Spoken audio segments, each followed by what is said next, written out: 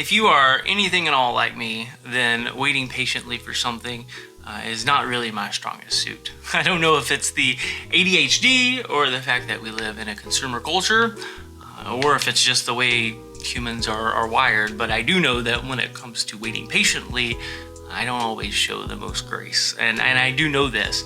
I get antsy, I get a little bit anxious, and my mind just starts thinking about all the things that could go wrong in between now and whatever it is that I'm waiting on.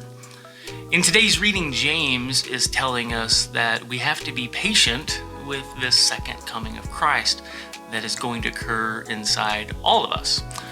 Just like with a farmer waiting on a harvest, the speed with which God works, it's completely outside of our control. All that we can do is wait patiently with what we know, anticipating that God's Spirit is going to transform us into these beings of love and light like we're promised. Our first week of Advent was focused on the hope that we have. The second week was focused on the faith that builds our hope and then the peace that comes from that hope. This third week, though, building on the last two, it's all about joy.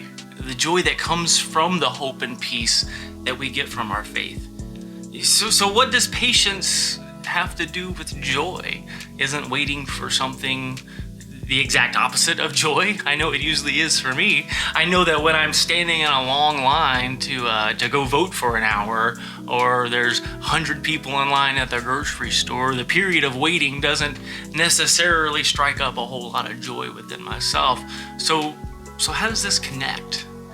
Well, remember the first week when we talked about how gratitude is the predecessor of hope? It comes before it. Our reflection and our gratefulness for what has already happened gives birth to the hope of the things that are still yet to happen. And this same hope is what gives us the peace within our souls to finally relax and take a breath, because our hope gives us such confidence that the battle's already won. And when we finally experience peace from our hope like this, then we have all the ingredients we need for joy in our lives. Psalm 146 verse 5 says, "Happy are those whose help is in the God of Jacob, whose hope is in the Lord their God." Do you see how joy and hope are inseparable? They go together.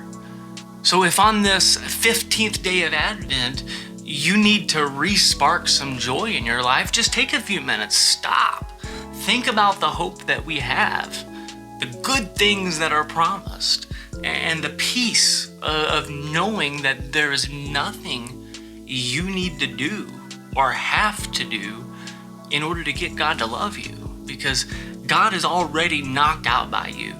So dance, sing, laugh, and take a big deep breath, because the light will return to your life again.